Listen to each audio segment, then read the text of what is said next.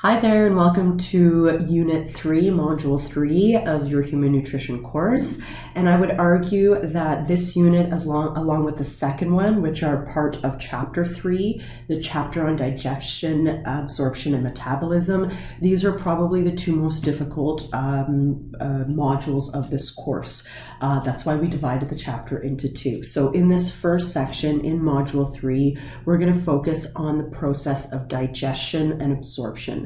So when I say digestion, I mean like we eat food, and then what happens? Once we bring food, which is a combination of a bunch of different nutrients, into our mouth, into our digestive tract, the mouth is the beginning of our digestive tract, how do we break those foods into smaller and smaller and smaller base units that are small enough to be able to be brought in to our bloodstream eventually? So digestion is the act of breaking down, and we break things down physically, like in the act of chewing, but we also break things down chemically, right, with the use of agents like enzymes. So you'll be exploring those two different types of digestion, and you'll also be exploring the digestive tract and like what happens in the mouth, what happens in the stomach, what happens in the small intestine, what happens in the large intestine.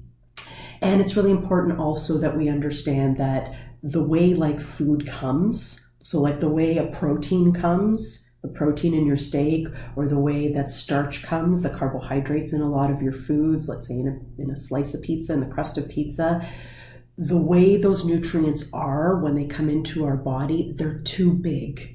We need to break them into their base units. We need to break starches down into sugars. We need to break down proteins into amino acids. And once we get those into their smaller structures through the process of digestion, then they're small enough to be brought in to mainly our small intestine. Most of the nutrients we consume get absorbed in the small intestine, and that's actually where the majority of digestion occurs as well.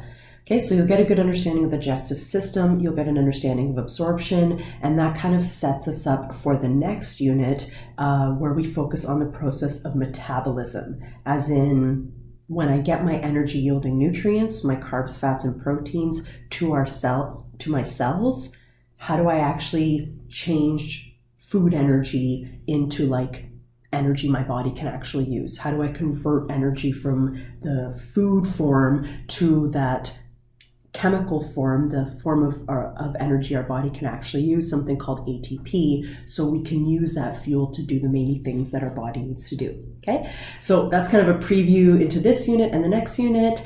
Take your time with this one, and I would say spend extra time on this one and the next one because they are a little bit more science heavy if that is not your strength, but maybe it will be after this unit. Okay, enjoy the unit and I'll see you in the next one.